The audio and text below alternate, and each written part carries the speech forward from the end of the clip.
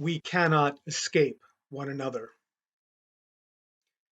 An invisible virus without any cure, a death sentence for some and not for others. This is all too familiar to me as a gay man who came out at the age of 20 in the early 1990s, prior to the advent of effective treatments for HIV. It felt like the possibility of the disease dominated every aspect of my existence in those tender days. Summoning the courage to share my truth with loved ones was invariably greeted with the reaction, "Please stay safe. We don't want you to die." The reminders were unnecessary. In the gay community seized by the desire to survive, we were encouraged to assume that anyone we met could be asymptomatic, carrying the disease without knowing that they were HIV positive. Every exploratory connection, every kiss, every expression of love resulted in an insistent anxiety. How safe had I been? Was it safe enough?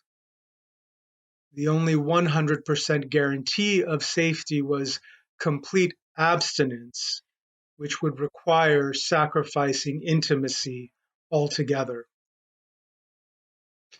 Fear can have its own exponential curve as anxiety and reality collide. My first few months of being a new gay were greeted with the death of an older cousin. His family too scared to admit that he had died of AIDS, and I too scared to tell him, even in our final conversation, that I was also gay. Echoes of the past fill my present. I scan a grocery store aisle. Is anyone sneezing or coughing or otherwise looking unwell? Is the aisle too crowded? Maybe it's safer to wait or come back on another day. Anxiety, both familiar and new, silently fills the air. Distrust finally woven through it. A new disease, without any cure, is pushing us apart. And yet, we cannot escape one another. We need one another. Whether I acknowledge it or not, the guarantee of safety does not exist. We buy groceries. We touch products and surfaces that others have touched. We breathe the air that has touched the lungs of others. At the store, an older woman asks my husband for help.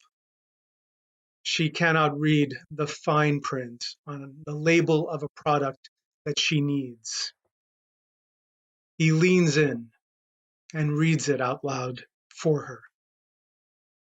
Inches apart, inches too close, inches and feet embodying love and our shared sense of humanity. May our abiding commitment to love be the thing that we cannot escape.